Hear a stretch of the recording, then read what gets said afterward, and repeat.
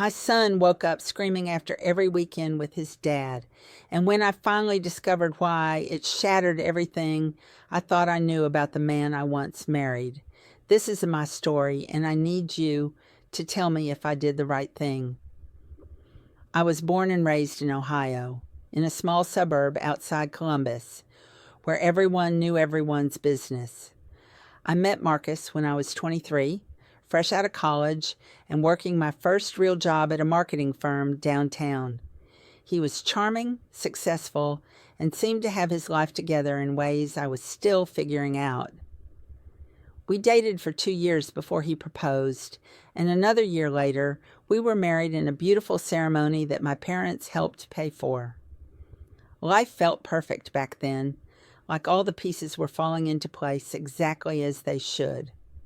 Our son, Jamie, was born 3 years into our marriage. He was the kind of baby that made parenting look easy in those early months. He slept through the night by 8 weeks, rarely cried, and had the most infectious giggle that could light up any room.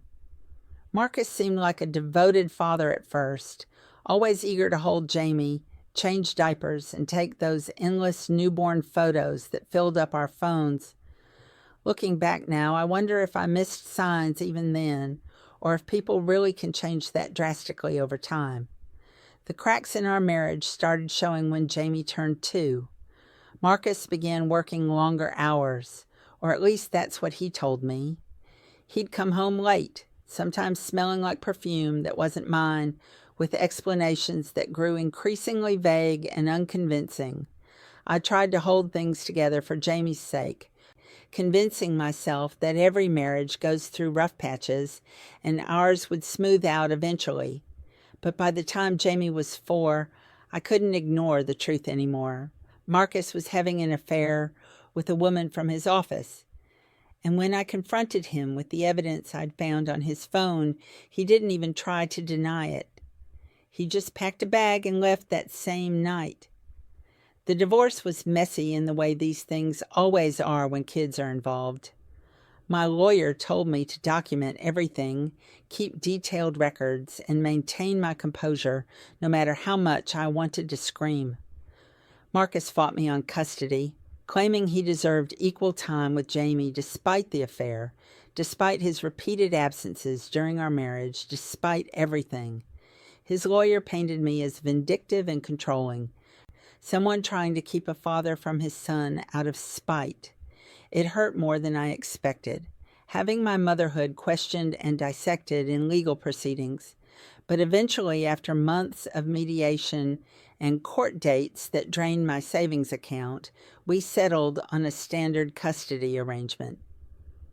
The agreement stated that Jamie would spend every other weekend with Marcus, from Friday evening until Sunday evening. Holidays would be split, with Christmas alternating years, and Thanksgiving following the same pattern. Summer vacation would be divided into 2-week blocks, though that felt like a distant concern when we were still navigating the immediate aftermath of our separation. The judge emphasized the importance of both parents remaining active in Jamie's life, and I agreed despite my personal feelings about Marcus's character. I truly believed that Jamie deserved to have his father in his life, that children needed both parents when possible. I had no idea what I was agreeing to. The first few weekends went smoothly enough. Jamie would pack his little backpack on Friday afternoons, excited to see his dad and stay at the new apartment Marcus had rented across town. He'd come home Sunday evenings tired but seemingly happy, talking about the pizza they'd ordered or the park they'd visited. I'd ask gentle questions about his time there, never wanting to pry too much or make him feel like he was being interrogated. Marcus would drop him off with minimal conversation between us, which I preferred. The less interaction we had, the better for everyone involved. But then about 6 weeks into this new routine, something changed. Jamie came home from his weekend with Marcus on a Sunday evening in late October. The weather had turned cold, and I remember thinking he looked pale when Marcus dropped him off at the door. Jamie was quiet during dinner, picking at the chicken and rice I'd made, which was unusual because it was one of his favorite meals. I chalked it up to tiredness and got him ready for bed early, reading him 2 chapters of the book we'd been working through together, before tucking him in and kissing his forehead good night. Around 2 in the morning, I woke to screaming. Not the kind of cry that comes from a nightmare, but genuine blood-curdling screams that had me bolting out of bed and running down the hall to Jamie's room. I found him sitting up in bed, eyes wide open but unseeing, screaming at something I couldn't see. His sheets were soaked with sweat, and when I tried to hold him, he fought against me, still trapped in whatever terror had seized his mind. It took nearly 20 minutes to calm him down, to bring him back to reality, and even then he couldn't or wouldn't tell me what he'd been dreaming about. He just clung to me and cried until he finally fell back asleep in my arms. I carried him back to my bed and let him sleep there for the rest of the night, something I rarely did because I'd been working hard to maintain good sleep habits. But that night, I needed him close, needed to know he was safe and breathing steady beside me. In the morning, he seemed fine, almost like the night terror had never happened. He ate his breakfast, got ready for school, and headed out the door with his backpack like any other Monday. I mentioned the incident to his teacher, asking her to keep an eye on him and let me know if he seemed unusually tired or upset. She promised she would, but reported back that afternoon that Jamie had been perfectly normal all day. I didn't think much of it at first. Kids have nightmares sometimes. Maybe he'd watched something scary at Marcus's place, or maybe it was just one of those random things that happen with children. But 2 weeks later, after his next weekend with his father, it happened again. Same pattern. Jamie came home Sunday evening, seemed tired and withdrawn, went to bed without much fuss, and then woke up screaming around 2 in the morning. This time the terror seemed even worse. He was hyperventilating when I reached his room, gasping for air between screams, and it took even longer to calm him down. When I asked him what he was dreaming about, all he could say through his tears was that the shadows were wrong. The shadows were wrong. What does that even mean to a 5-year-old? I tried to get more information, but he couldn't explain it, or wouldn't, or maybe didn't have the vocabulary to describe what he was experiencing. I left a nightlight on in his room and stayed with him until he fell back asleep, then spent the rest of that night lying awake, wondering if I should call a doctor or a therapist, or if I was overreacting to something that might be completely normal. Child development books lined my shelves from when Jamie was a baby, but none of them had prepared me for this specific situation. Please listen to my story and tell me in the comments section if I was right or wrong, because I honestly didn't know if what I was about to do would help my son or make everything worse. By the 3rd time it happened, following his 3rd weekend with Marcus, I knew this wasn't random. The pattern was too consistent, too precise. Every Monday morning, like clockwork, around 2 in the morning, Jamie would wake up screaming. I started keeping a journal, documenting each incident with dates, times, and any details Jamie could or would share. The entries painted a disturbing picture. 3 weekends with his father, 3 Monday morning terrors, 0 incidents on any other night of the week. The correlation was impossible to ignore, yet I had no idea what it meant or what could be causing it. I called Marcus on a Tuesday morning, trying to keep my voice calm and measured despite the exhaustion pulling at every word. I explained the pattern, told him about the night terrors, and asked if anything unusual was happening during Jamie's weekends with him. Marcus sounded genuinely confused and concerned, which almost made me believe he had no idea what I was talking about. He said Jamie seemed fine all weekend, played video games, ate well, and went to bed without any problems. He suggested maybe Jamie was having trouble adjusting to the custody arrangement, that maybe the transitions back and forth were stressing him out. It seemed like a reasonable explanation on the surface, but something about it didn't sit right with me. I made an appointment with Jamie's pediatrician for the following week. Dr. Anderson had been seeing Jamie since he was born, and I trusted her judgment more than almost anyone's. I explained the situation, showed her my journal entries, and watched her face grow increasingly concerned as she reviewed the timeline. She examined Jamie thoroughly, asked him gentle questions about his dreams and how he felt, and then pulled me aside afterward to talk privately. She told me that while night terrors were relatively common in children Jamie's age, the consistent pattern tied to specific days was unusual and warranted further investigation. She referred us to a child psychologist and suggested I continue documenting everything while trying to gather more information about what was happening during those weekends.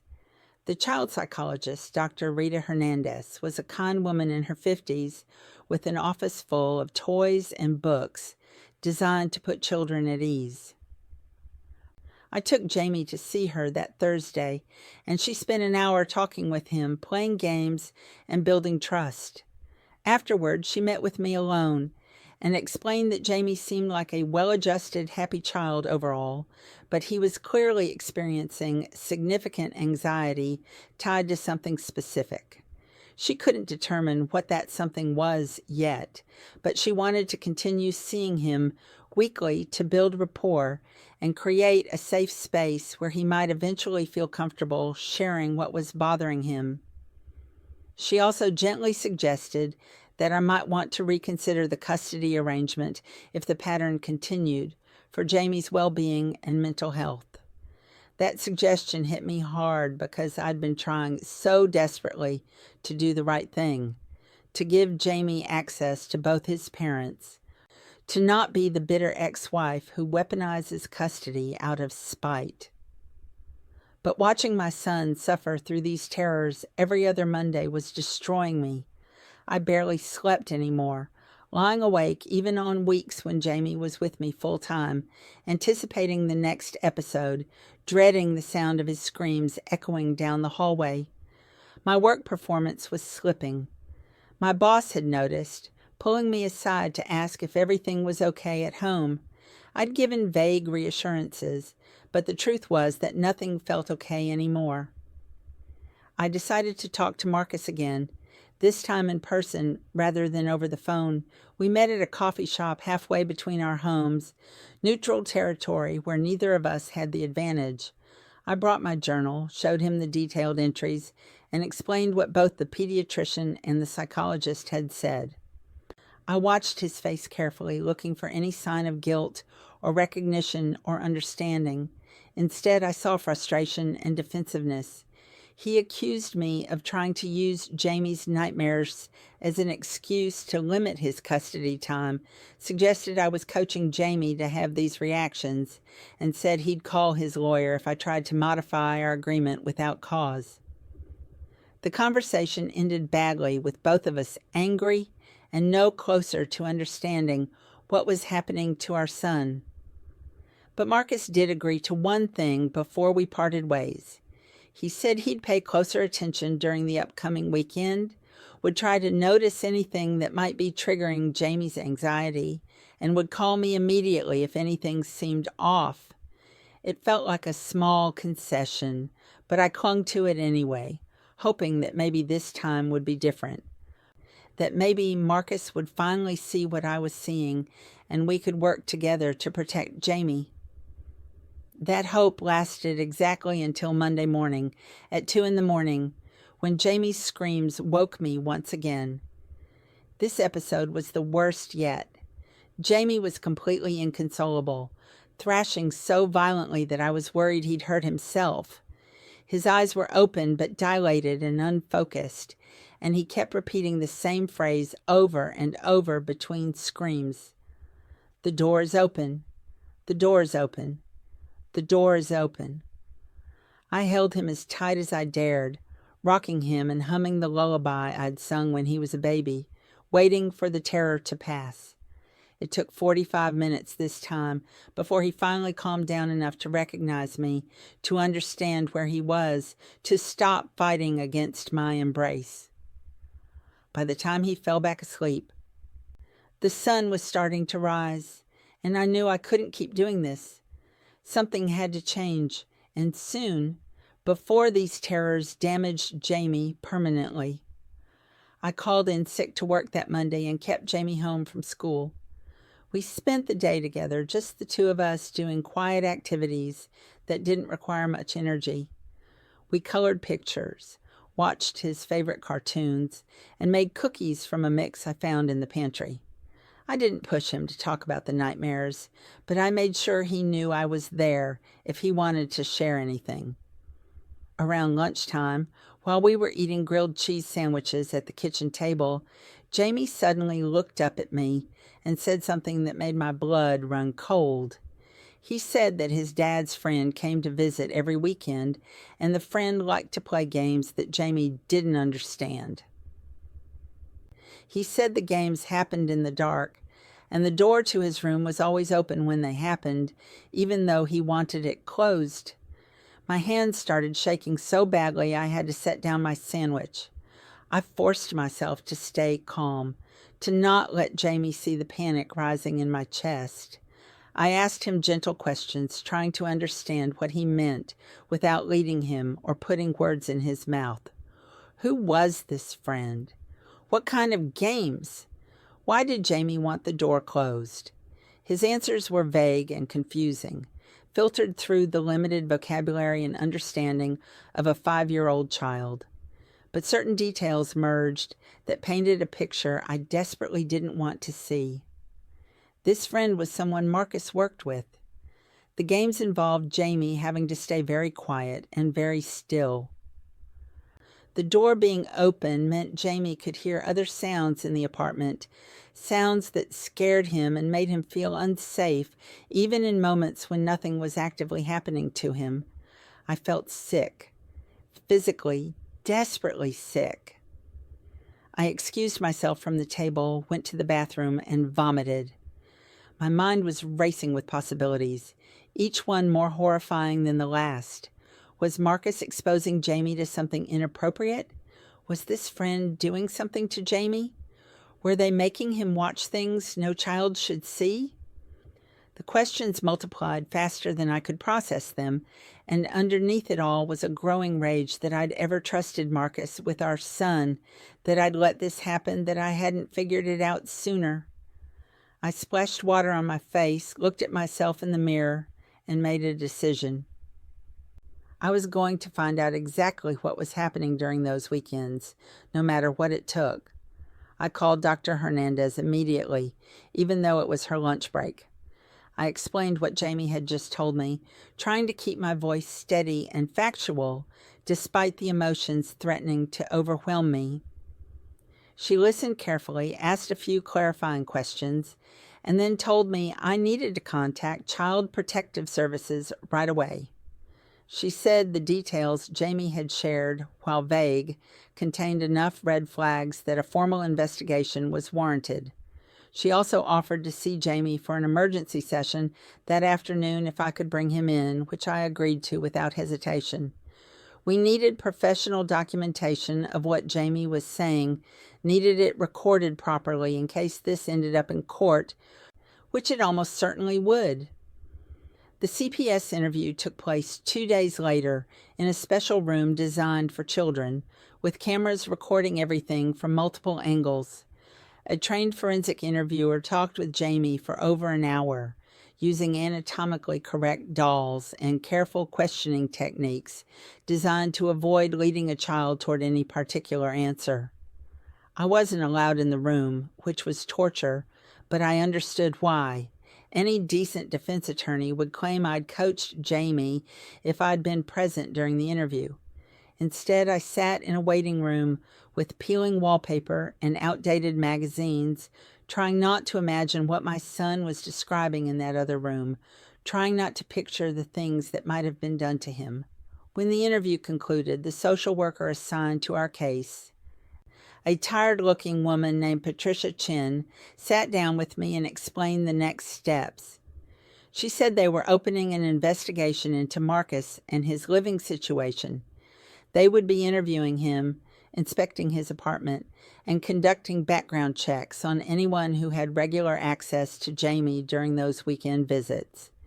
In the meantime, she strongly recommended that I file for an emergency custody modification to suspend Marcus's visitation rights until the investigation concluded. She couldn't tell me what Jamie had disclosed during the interview due to confidentiality protocols, but her expression told me everything I needed to know. Whatever he'd said was serious enough to warrant immediate action. I hired a new lawyer that same day, someone who specialized in custody cases involving abuse allegations. Her name was Jennifer Rodriguez, and she had a reputation for being aggressive and thorough. She didn't sugarcoat things when we met. She told me this was going to be ugly, expensive, and emotionally devastating for everyone involved. She warned me that Marcus would likely claim I'd fabricated everything, that he'd paint me as a vindictive ex-wife willing to traumatize our son to get revenge. She said we needed to be prepared for character assassination, for having every aspect of my parenting scrutinized, for the possibility that the judge might not believe us even with professional testimony backing up Jamie's account. But she also said she'd seen cases like this before, and if we built our case carefully and followed every proper procedure, we had a good chance of protecting Jamie. That was all I needed to hear. The emergency custody hearing was scheduled for the following week. Jennifer filed a motion requesting immediate temporary sole custody pending the outcome of the CPS investigation, citing concerns for Jamie's safety and psychological well-being. Marcus was served with the papers on a Thursday afternoon, and he called me within an hour, furious and shouting accusations through the phone. I didn't engage with him. Jennifer had warned me to document any contact, but avoid arguing or defending myself outside of court. Every conversation could be twisted and used against me, so silence was the safest option. I let his call go to voicemail, saved the recording of his angry rants, and added it to the growing file of documentation we were assembling. The hearing itself was brutal. Marcus showed up with his own lawyer, an expensive attorney in a tailored suit who specialized in defending men in custody battles.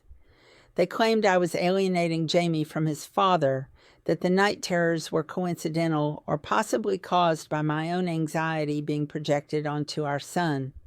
They suggested I'd coached Jamie to make vague accusations that couldn't be proven or disproven, creating a situation where Marcus would be guilty until proven innocent. They painted a picture of me as unstable, obsessed with destroying Marcus's relationship with Jamie out of bitterness over our failed marriage. It was everything Jennifer had warned me about, but hearing it spoken aloud in a courtroom still felt like being physically struck. Our side presented the journal entries showing the precise pattern of night terrors. We had testimony from Dr. Anderson about Jamie's physical examinations and her concerns.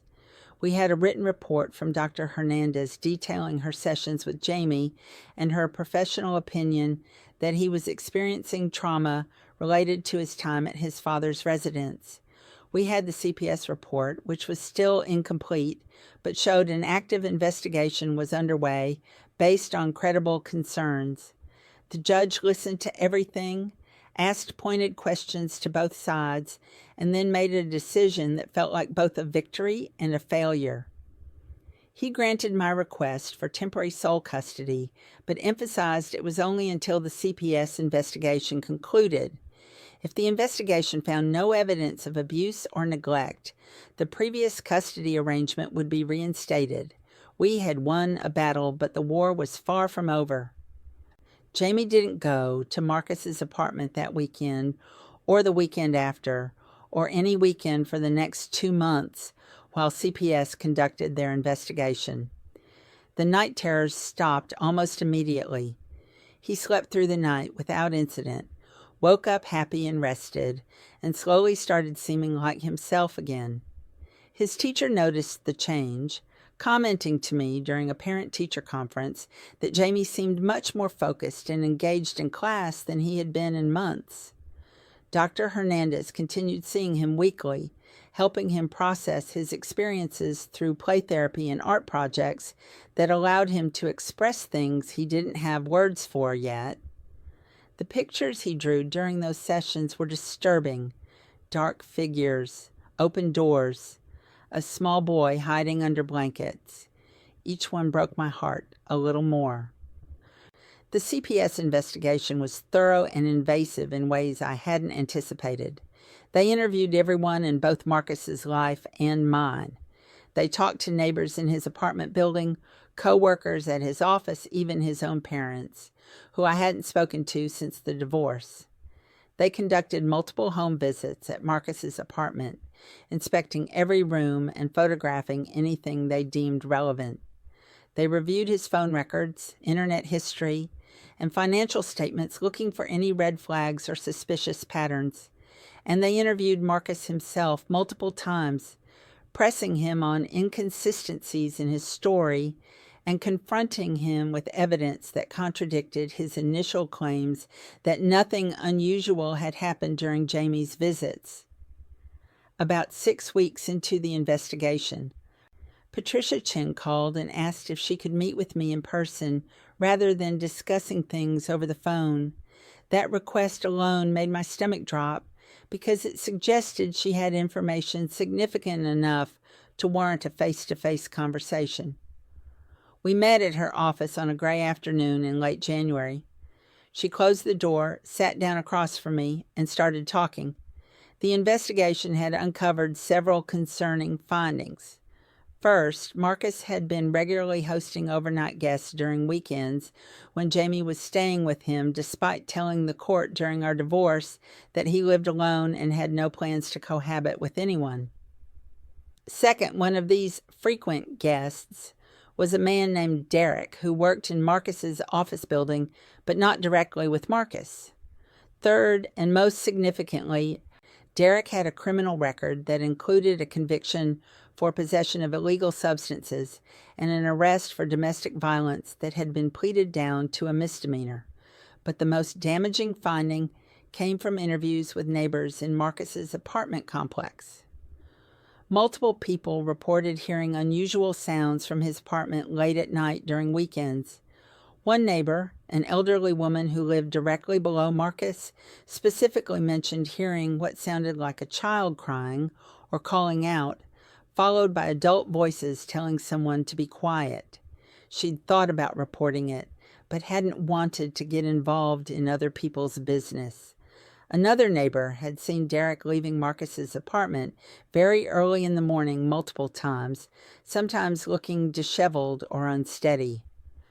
The picture these testimonies painted was of an environment that was, at minimum, wildly inappropriate for a 5-year-old child, and at worst, potentially dangerous or abusive.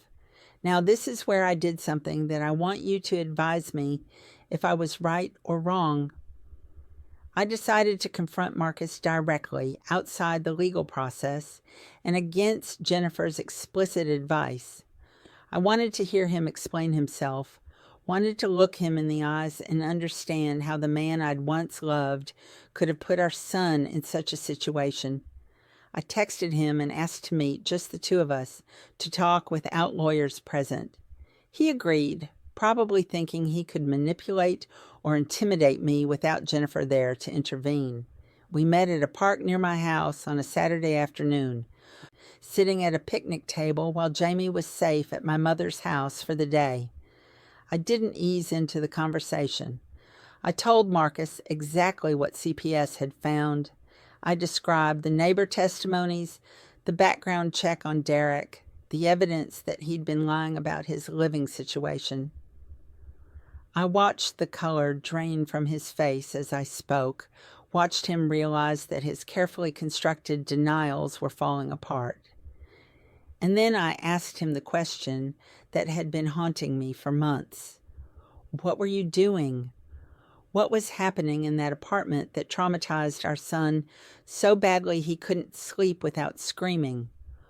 What were you and Derek doing that made Jamie so afraid of open doors and darkness? Marcus's response wasn't what I expected. He didn't deny everything or attack me or storm off in anger. Instead, he crumbled.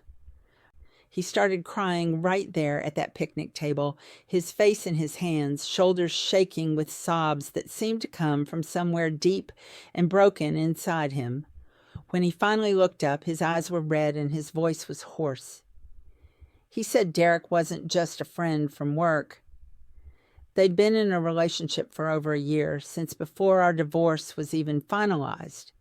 The affair I'd discovered, the woman from his office, had been a cover because Marcus wasn't ready to come out, wasn't ready to admit to himself or anyone else that he was gay.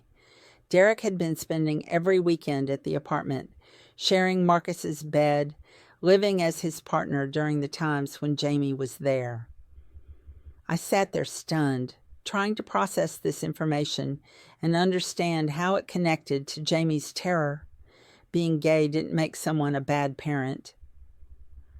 Having a boyfriend didn't explain night terrors. There had to be more to the story, and I told Marcus as much. He nodded, wiping his face with his sleeve, and continued. He said Derek had a drug problem, something Marcus had known about but thought he could handle or help with. During the weekends when Jamie stayed with them, Derek would sometimes get high late at night. He'd become paranoid and agitated, pacing the apartment, talking to himself, occasionally getting loud or aggressive. Marcus had tried to keep it away from Jamie, had tried to make sure Jamie's bedroom door was closed and he was asleep before any of this happened, but clearly he'd failed. The open door that haunted Jamie's nightmares? Marcus explained that Derek, in his paranoid states, would insist on checking every room in the apartment repeatedly throughout the night, including Jamie's room. He'd open the door, look inside to make sure nothing was wrong or no one was hiding, and then leave it open when he walked away. Marcus had tried to argue with him, tried to protect Jamie's sleep, but Derek would become angry and unpredictable when confronted during these episodes. So Marcus had chosen the path of least resistance, letting Derek do his checks and hoping Jamie wouldn't wake up or be affected by it. He'd been wrong. Jamie had been waking up, had been aware of the door opening, had been hearing Derek's paranoid muttering in the hallway, had been terrified but too scared to call out or move or do anything except lie frozen in bed until morning came. The games Derek supposedly played with Jamie? Those hadn't been games at all. They'd been Derek's paranoid instructions to Jamie during the day, telling him he needed to practice staying quiet and still because bad people might be listening or watching. Derek, in his drug-fueled delusions, had been projecting his fears onto a 5-year-old child, telling him stories about danger and threats and the importance of being invisible. And Marcus had let it happen. He'd seen it occurring, had known on some level it was wrong, but had been so desperate to maintain his relationship with Derek, so terrified of being alone after leaving his marriage, that he'd rationalized and minimized and looked the other way while our son was being psychologically damaged. I don't remember the exact words I said to Marcus in that moment. I know I was shaking with rage, that my voice was louder than I'd intended, that other people in the park were starting to look our way. I know I called him a coward and a failure as a father. I know I told him he destroyed any chance he had of being part of Jamie's life. I know I said things I couldn't take back, things that were true and harsh and necessary. And then I left him sitting at that picnic table and drove straight to Jennifer's office to tell her everything Marcus had just confessed. Jennifer recorded my account of the conversation in detail, then immediately filed additional motions with the court. She requested that Marcus's confession be added to the case file and that the temporary custody order be made permanent. She also filed for Marcus to undergo a psychiatric evaluation and mandatory supervised visitation if he was ever granted any parenting time in the future. CPS added Marcus's confession to their investigation report and officially substantiated their findings of neglect and failure to protect. The case was no longer just about vague concerns or patterns of behavior. We now had a clear explanation for why Jamie had been suffering, and it was undeniable proof of Marcus's failure as a parent. The final custody hearing took place in March, nearly 5 months after that first Monday morning when Jamie had woken up screaming.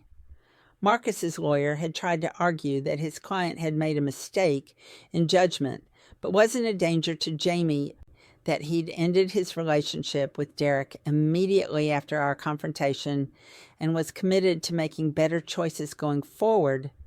But the judge wasn't persuaded. He'd read every report, reviewed all the evidence, and listened to testimony from Dr. Hernandez about the trauma Jamie had experienced. His ruling was decisive and comprehensive. I was granted sole legal and physical custody of Jamie. Marcus was granted supervised visitation only, 2 hours every other Saturday at a monitored facility, contingent on him completing parenting classes and maintaining documentation of regular drug testing to prove he wasn't using substances himself. The judge made it clear that these restrictions could be revisited in the future if Marcus demonstrated sustained improvement, but for now, Jamie's safety took absolute priority. Marcus didn't fight the ruling. He signed the new custody order without protest, perhaps understanding that any further legal battle would only result in more details of his failures becoming public record. His parents called me after the hearing, his mother crying on the phone and apologizing for not knowing what had been happening, for not protecting their grandson, for raising a son who could make such terrible choices. I didn't have the energy to comfort her or assign blame. I just thanked her for calling and hung up, emotionally exhausted from months of fighting and fear and constant vigilance. Jamie's healing process has been gradual but steady. He still sees Dr. Hernandez every week, though now the sessions focus more on building resilience and processing emotions than on uncovering trauma. The night terrors have disappeared completely. He hasn't had a single episode since that last Monday in November, over 4 months ago now. His teacher says he's thriving in school, making friends, participating in class with enthusiasm and confidence. He started playing soccer in a local youth league, something he'd been too anxious to try before. He talks about his dad sometimes, usually in the context of memories from when he was very young, before the divorce. He doesn't ask to see Marcus, doesn't request additional visits beyond the supervised ones, seems content with how things are arranged now. The supervised visitations have been awkward and strained. I drop Jamie off at the facility and wait in my car for the 2 hours, unwilling to leave the parking lot even though I know there are monitors watching the entire visit. Jamie emerges each time looking tired but not traumatized, reporting that he and his dad mostly play board games or color pictures. Marcus apparently doesn't try to explain what happened, or apologize, or make excuses.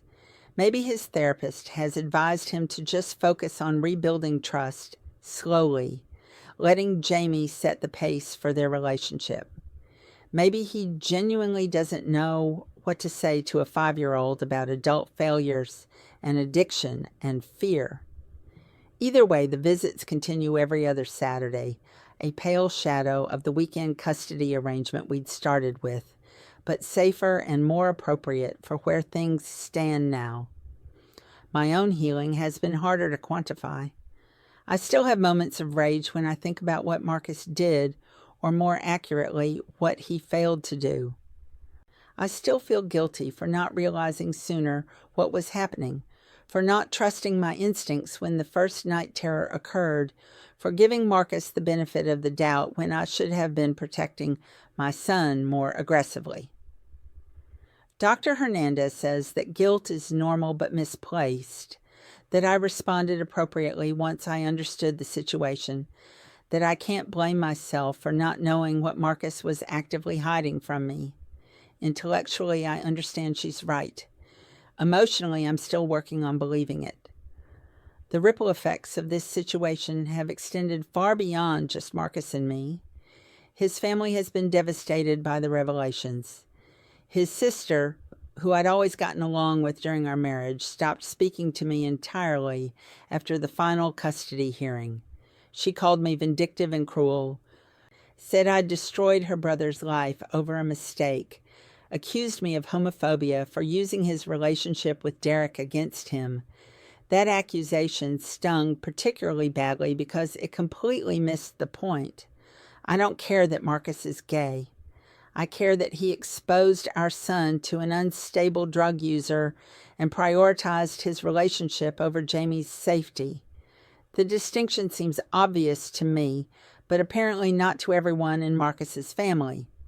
My own parents have been supportive, but also somewhat judgmental in their own way.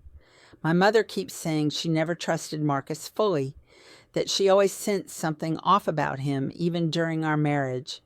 These revisionist histories don't help anyone, but I've learned to just nod and change the subject rather than arguing about who sensed what and when. My father has taken a more practical approach, helping me with childcare when I need to work late or have appointments, taking Jamie to soccer practice on evenings when I'm overwhelmed. Their support has been invaluable, even if it comes with unsolicited opinions I don't always want to hear.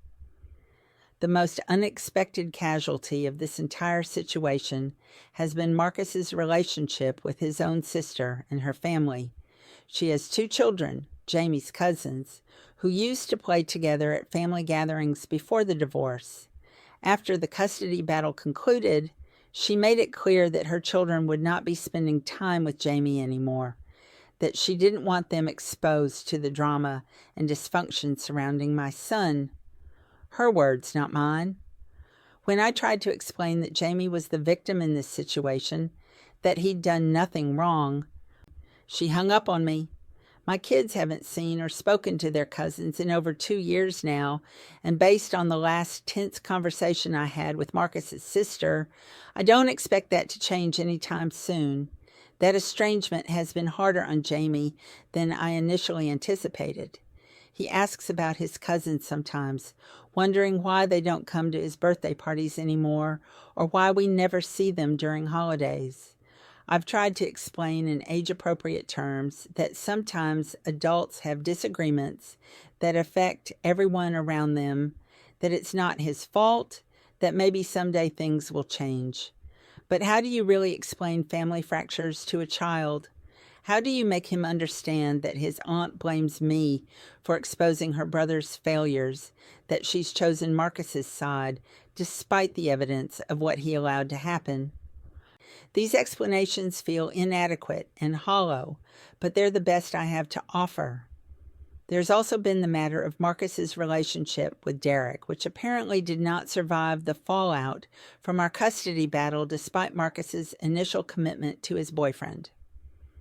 From what I've heard through mutual acquaintances, Derek entered rehab shortly after the final custody hearing and has been in and out of treatment facilities ever since.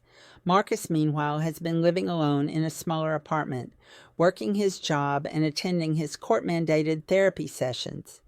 Whether he's actually addressed the issues that led to his catastrophic failures in judgment, I have no idea. The supervised visits don't provide enough insight into his mental state, and I have no interest in probing deeper into his personal life. What I do know is that Marcus's choices didn't just cost him his relationship with Derek or his unsupervised access to his son. They cost him his reputation, his standing in his family, and his ability to move forward without the shadow of his failures following him everywhere. His sister's husband, who works in the same industry as Marcus, has made sure that people know what happened, that the story of Marcus's negligence and poor judgment has circulated through professional networks. Whether that's fair or vindictive is debatable, but it's a consequence Marcus has to live with regardless. The court of public opinion doesn't always operate on evidence and fairness. Sometimes it runs on whispers and assumptions and moral outrage that feeds on itself until everyone has an opinion about situations they don't fully understand. I've had to develop a thick skin about the gossip and speculation that surrounded our case. People in our small Ohio community talk, and they don't always get the facts right. Some versions of the story paint me as a hero who saved her child from danger. Others cast me as a vindictive ex-wife who weaponized her son's anxiety to destroy her former husband. The truth, as always, is more complicated than either extreme allows. I did what I thought was necessary to protect Jamie. Whether that makes me heroic or vindictive depends entirely on whose perspective you're willing to accept. I've stopped trying to control the narrative because it's exhausting and ultimately futile. People will believe what they want to believe, regardless of the documented evidence sitting in court records. Financial strain has been another consequence I didn't fully anticipate when this all began. The legal fees from our custody battle drained my savings account and left me with credit card debt I'm still working to pay off. Jennifer's services weren't cheap, and while she was worth every penny, the reality is that protecting my child came at a significant financial cost. I've had to pick up freelance work in the evenings after Jamie goes to bed, taking on projects I wouldn't normally consider just to keep up with the monthly payments. My parents offered to help, but accepting their money felt like admitting failure in some fundamental way. So I've been managing on my own, barely, but managing nonetheless. The emotional toll has been equally significant. I've developed anxiety that wasn't present before all of this started. I wake up sometimes in the middle of the night, around 2 a.m, out of habit, my heart pounding even though Jamie is sleeping peacefully down the hall. I check on him multiple times before I go to bed each night, standing in his doorway and listening to make sure his breathing is steady and calm. I know this behavior borders on obsessive, that I'm responding to trauma that's already passed, but knowing something intellectually doesn't always translate to being able to control it emotionally. My own therapist, a practical woman named Dr. Sarah Kim, has been helping me work through these patterns, teaching me coping mechanisms and grounding techniques for when the anxiety spirals out of control. Jamie has asked me a few times why I seem worried so much, why I check on him at night, why I ask so many questions about how he's feeling. I've tried to explain without burdening him with adult concerns, telling him that parents sometimes worry because they love their children so much that it's my job to make sure he's safe and happy. He seems to accept these explanations at face value, nodding solemnly before returning to whatever game or activity he was engaged in. His resilience continues to amaze me. Children have this remarkable ability to bounce back from trauma when they're given proper support and safe environments.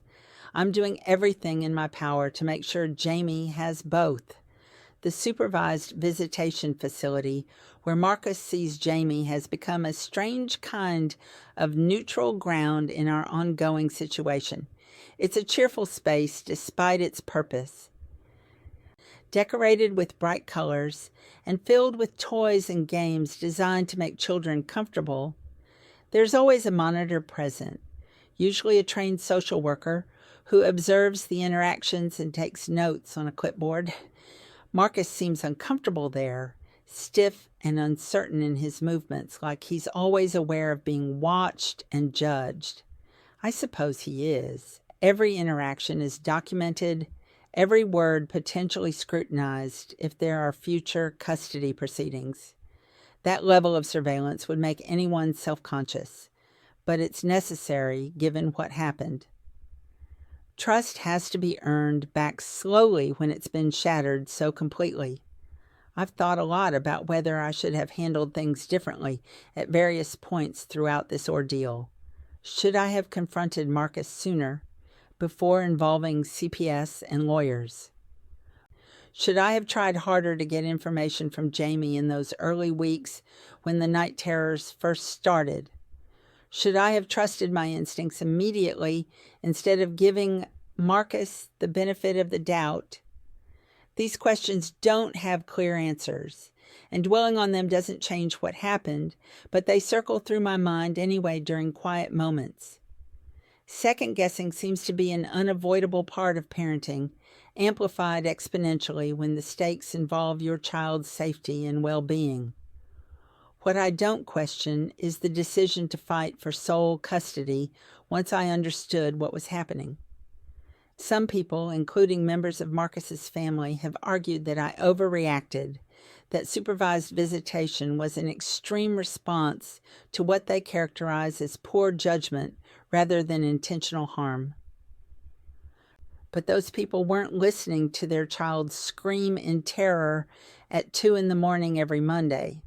They weren't watching a 5-year-old regress in his development, becoming anxious and withdrawn and afraid of shadows.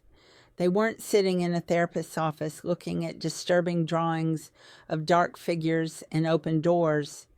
When you're in the middle of that experience, when you're watching your child suffer, the response doesn't feel extreme. It feels like the bare minimum required to stop the harm and begin healing. Marcus completed his parenting classes 3 months ago, fulfilling one of the requirements the judge had set for him. He's also been providing monthly drug test results, showing negative screens for all substances, though I suspect he was never using drugs himself, just willfully blind to Derek's addiction. His therapist has apparently signed off that Marcus has made progress in addressing his issues, whatever those specifically are. Jennifer tells me that Marcus could petition the court for expanded visitation rights now that he's met these initial requirements, but so far he hasn't filed any such motion. Maybe he understands that Jamie needs more time. Maybe he's afraid of being denied and having that rejection become part of his official record. Or maybe he simply accepted that supervised visits every other Saturday are the most he can reasonably hope for, given what he allowed to happen. Jamie's relationship with his father has stabilized into something functional, if not particularly warm. He doesn't resist going to the visits, but he also doesn't express much excitement about them. They exist as a routine obligation in his schedule, something that happens every other Saturday between soccer practice and the afternoon he usually spends at my parents' house. When I ask him how the visits go, he gives neutral responses. We played checkers. We colored. Dad asked about school. There's no emotion in these reports, positive or negative, just factual recounting of time spent. I don't know if this emotional distance is permanent or if Jamie might eventually warm back up to his father as he gets older and processes what happened differently. For now, I'm just grateful that the visits don't seem to be causing active harm or triggering any return of the night terrors. The night terrors themselves have become something I think about often, even though they've been gone for months now. They were the visible symptom of invisible damage. The way Jamie's young mind and body tried to process experiences he couldn't understand or articulate. The human brain is remarkable in its capacity to sound alarms when something is wrong, even when we can't consciously identify the source of danger.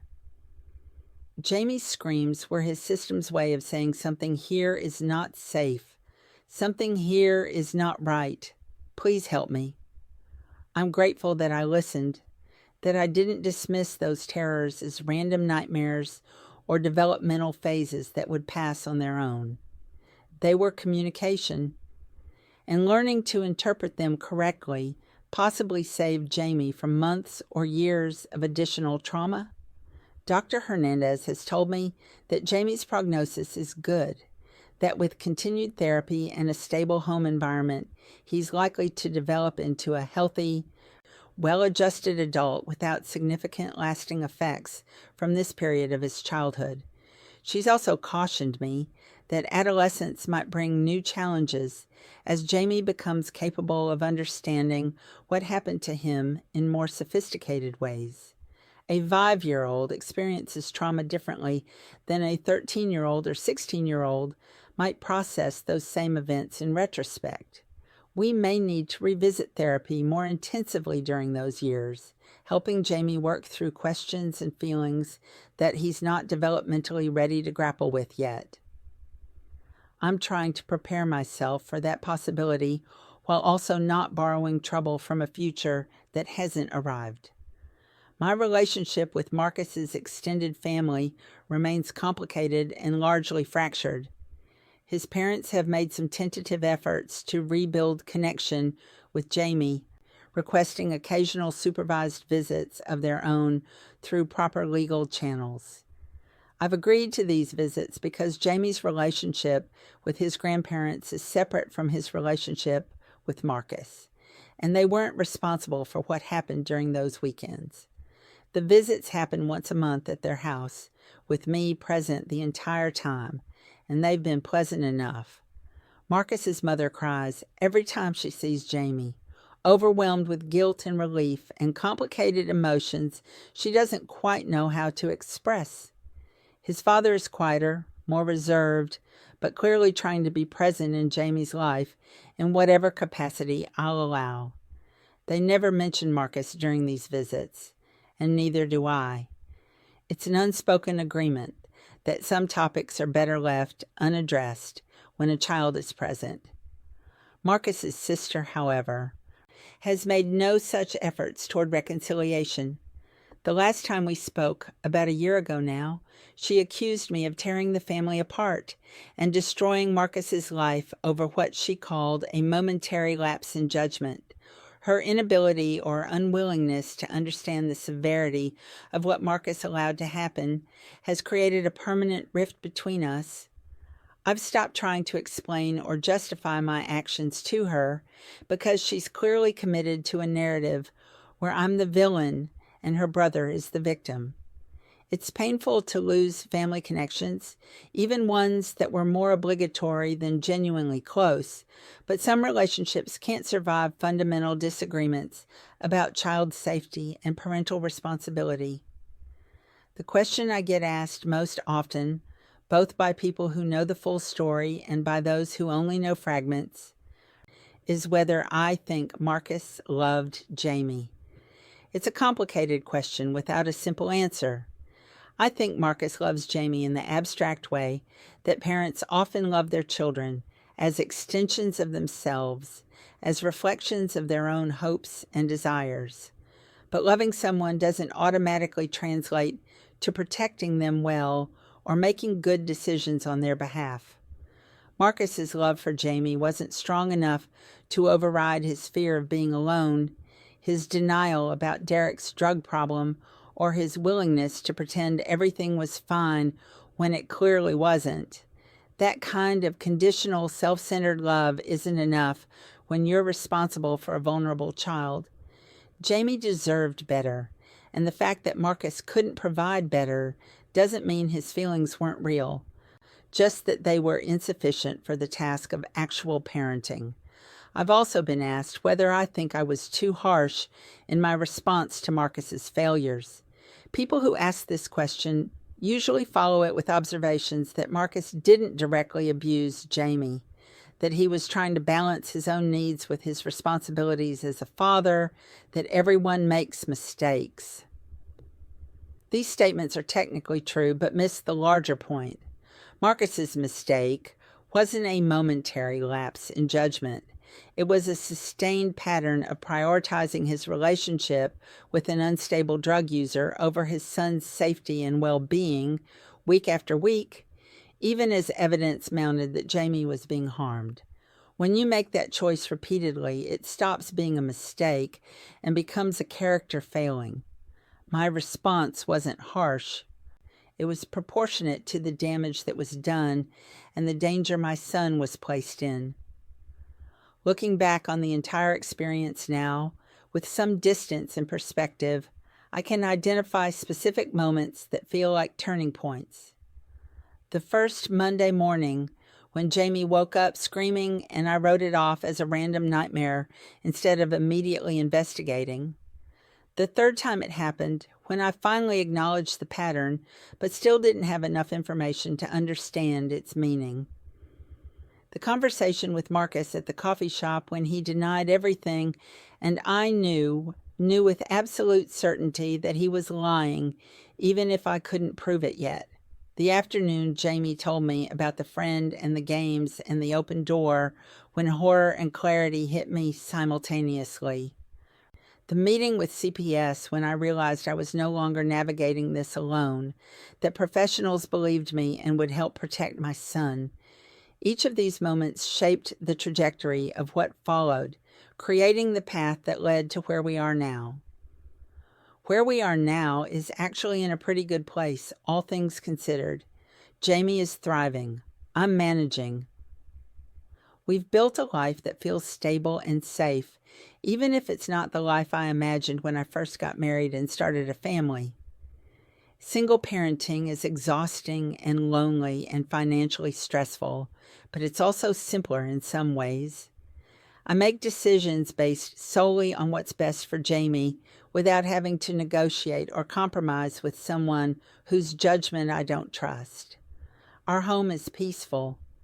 There are no unexpected guests, no substances being abused in the next room, no reasons for doors to be opened inappropriately in the middle of the night. The ordinary challenges of raising a child, homework and bedtimes and picky eating feel manageable compared to what we went through during those months of night terrors and investigations. I've also discovered strengths in myself I didn't know I possessed. The version of me who was married to Marcus, who tried so hard to keep the peace and make everyone happy, would never have believed she was capable of going to war the way I did during that custody battle. But protecting your child apparently unlocks reserves of courage and determination that surprise even yourself. I learned I could stand up to lawyers and judges and social workers without backing down. I learned I could document evidence and build cases and speak articulately about trauma and harm even when my voice wanted to shake. I learned I could make hard decisions and live with the consequences even when those consequences included losing relationships and facing criticism and bearing financial burdens. These aren't lessons I would have chosen to learn, but having learned them, I feel more capable of handling whatever challenges might come next. The support system I've built around Jamie and myself has been crucial to our recovery. My parents, despite their occasional unsolicited opinions, have been reliably present. My closest friends, particularly my college roommate Lisa, who lives 2 states away but calls every week, have provided emotional support and reality checks when I needed them. Dr. Hernandez has been instrumental in helping Jamie process his experiences and develop healthy coping mechanisms. Even Dr. Kim, my own therapist, has played a vital role in helping me manage anxiety and work through the guilt and anger that still surface unexpectedly. No one navigates trauma alone successfully. We need communities, professionals, and loved ones who can hold us up when we're too tired to stand on our own. I've learned to accept help when it's offered, to admit when I'm struggling, to recognize that asking for support isn't weakness, but wisdom. Jamie's innocence has been damaged, but not destroyed by what he experienced. He still laughs easily, still finds joy in small things, like discovering interesting rocks at the park or learning new soccer moves. He still believes the world is mostly good and mostly safe because I've worked hard to create an environment where that belief can be true for him. The trauma he experienced exists as a chapter in his story, but it doesn't define the entire narrative. He's more than what happened to him during those weekends with his father. He's a smart, funny, resilient kid with his whole life ahead of him and every reason to believe that life will be good. My job is to make sure that belief is justified, to continue providing the stability and safety he needs to grow into whoever he's meant to become. As for Marcus, I genuinely don't know what his future holds. Will he eventually rebuild his relationship with Jamie into something meaningful and healthy? Will he find another partner who helps him make better choices than Derek did? Will he successfully address whatever issues led him to prioritize his own needs so catastrophically over his son's well-being? These questions aren't mine to answer. Marcus is responsible for his own healing and growth, just as I'm responsible for mine and for helping Jamie with his. The supervised visits provide a foundation, a starting point from which Marcus could potentially build something better if he does the work required, but that's on him. I can't fix him, can't force him to be the father Jamie deserves, can't make his choices for him. All I can do is maintain boundaries that keep Jamie safe and leave the door open for Marcus to prove he's genuinely changed if and when that happens. The legal system, for all its flaws and limitations, ultimately worked in this case. The judge listened to evidence, considered expert testimony, and made decisions prioritized child safety over parental rights. CPS conducted a thorough investigation despite being understaffed and overwhelmed. The supervised visitation facility provides a safe space for Jamie to maintain some connection with his father without being placed in danger. These systems aren't perfect, and I know many parents fighting similar battles don't receive the same level of support or protection I did. But I'm grateful that in our case, the professionals involved took the situation seriously and acted decisively to protect a child in need. Not every story like ours ends with the child safe and the harmful parent held accountable. I'm aware of how lucky we were, even in the midst of something so traumatic. There are days when the weight of everything that happened feels crushing. When I look at Jamie and think about how close we came to something even worse occurring, Derek's drug use could have escalated to violence. The psychological damage to Jamie could have been more severe and lasting. Marcus could have fought harder in court and potentially won shared custody despite everything. So many things could have gone differently, and most of those alternative paths would have been worse than what actually occurred. On those days, I feel overwhelming gratitude mixed with lingering fear, a complicated emotional cocktail that's hard to process or explain to people who haven't been through something similar. But I'm learning to sit with those complicated feelings rather than trying to resolve them into something simpler or more comfortable. I've also learned that healing isn't linear. There are good weeks where everything feels manageable and progress seems obvious, and then suddenly something will trigger a setback, a sound in the night that makes me bolt upright in bed, a news story about child endangerment that sends me spiraling into what-if scenarios, an offhand comment from someone who doesn't know our full story that feels like judgment or criticism. These setbacks don't erase the progress we've made, but they remind me that trauma leaves marks that fade slowly and never disappear completely.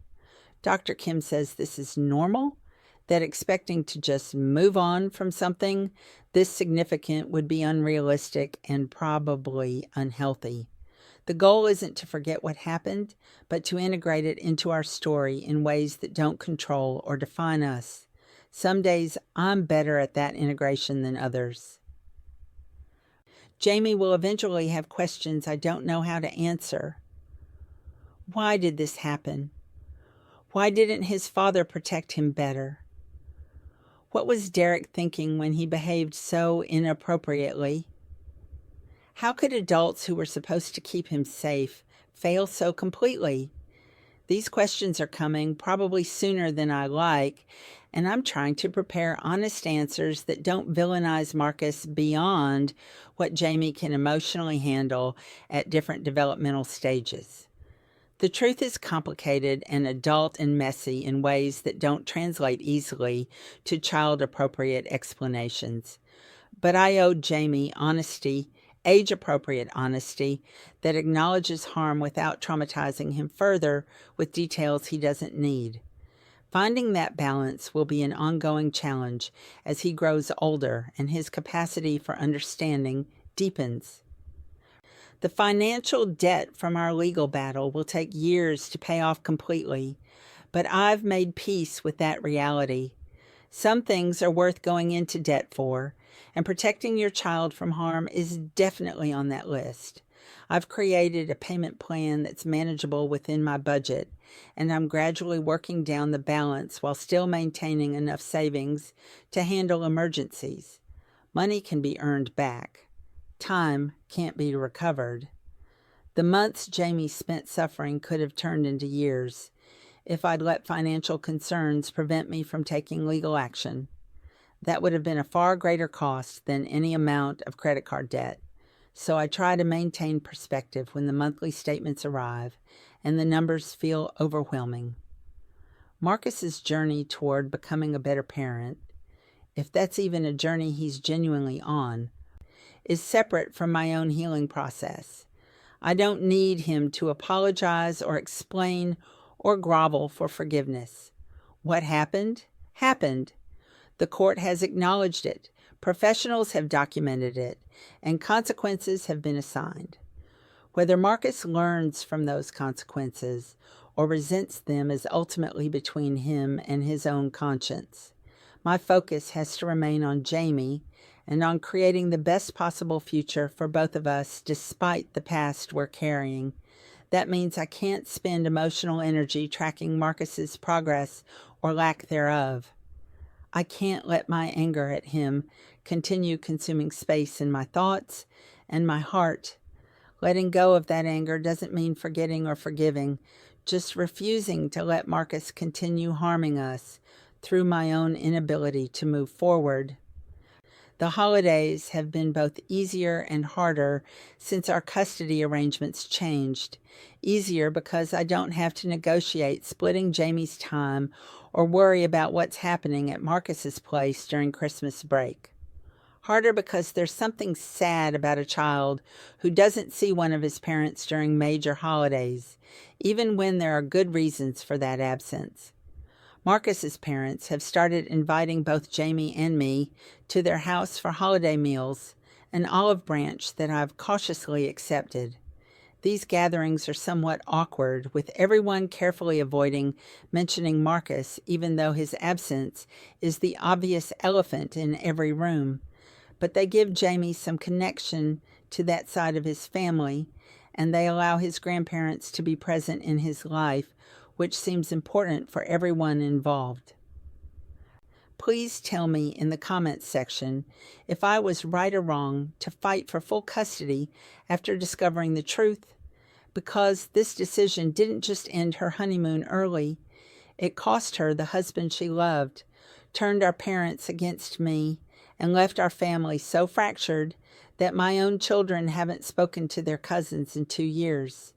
And I'm sure she won't be inviting me to her next family gathering this year.